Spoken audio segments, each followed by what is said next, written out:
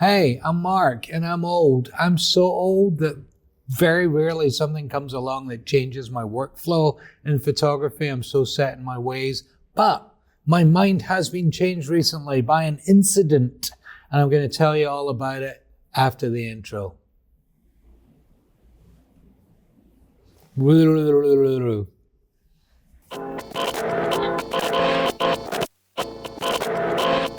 On my photography, I do not like to see watermarks or embosses. I think that it cheapens my work. Now, I understand there's a lot of you out there that have to do this for many reasons, and I've decided to do it, but I think my reason is a little different.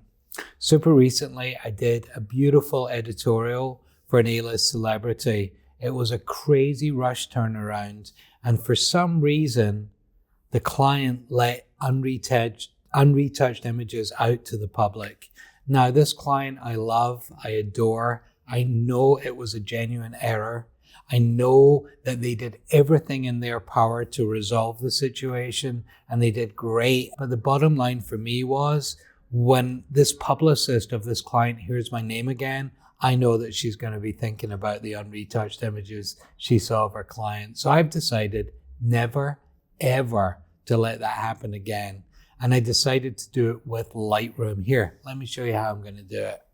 So I have everything in Lightroom at the moment. I do capture in Capture One, and then my next stage is to bring everything into Lightroom, do some kind of global contrast or color correction, then choose the images that I'd like the client to see. So I'm going to do it in a very random way, probably the most random thing I've done since that incident in '84.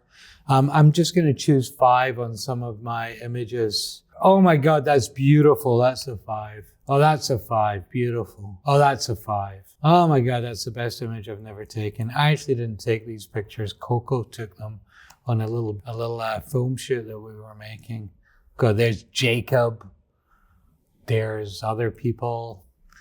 Okay, folks, I have my 5-star images ready to send to my client. And I really want them to know that they are not retouched or final images. So in Lightroom, it's super easy. Make your selection of photos, go to edit watermarks, okay? And what I love about this is how this dainty little mark man or copyright mark man is right there. It's not gonna work. I want unretouched. So I'll start at the top here. You can bring in an image of whatever you want. You can just do text, the font, Adobe Clean. The style is regular. I'm going to center align it. I'm going to keep the color white. And then I'm just going to change my text here from @Mann to faking retouched or just unretouched. There we go. And I'm just gonna put it where I want it. There's an offset for my shadow there. That looks pretty good. There's a radius, the watermark, that all looks fine. You can certainly adjust it if you want. And I'm going to bring the opacity down a little bit because I do want my client to be able to see the image. So then I'm just going to fit it to the image, and I am going to move it up a little bit on the vertical. Might want to go up all the way. Maybe I can click and drag it. Interesting. Oh, I know why. Because you have to put it kind of where you want it with this anchor tool. Bada bing. So that says unretouched. You can certainly go in and mess around with the opacity of the shadow or whatever you want to do, or your offset. Listen, have fun. Play away with it. But at least now, when anybody sees that photo, they will realize it's unretouched. So that's pretty cool. And I'm just going to save my watermark as that. And I'm going to give it a name called Unretouched. Cool. So that's done. File name already exists. Unretouched 2. I may have done one to practice. After you've finished creating your watermark and saving it, then, all you're going to do with Adobe or with Lightroom is just go to export. Now, some of you may have some presets, some of you may not have some presets. I'm going to make one with you super quick so you can get an idea of what I'm doing. I'm going to export to a specific folder same folder as original folder, or choose folder later. I'm going to do choose folder later.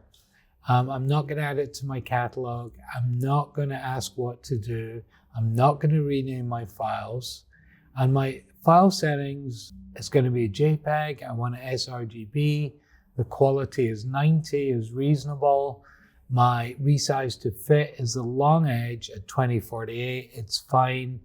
I don't need them to be, the resolution to be 150. I just need them to be 72. I don't really mind about my metadata, but here's the one that's really key.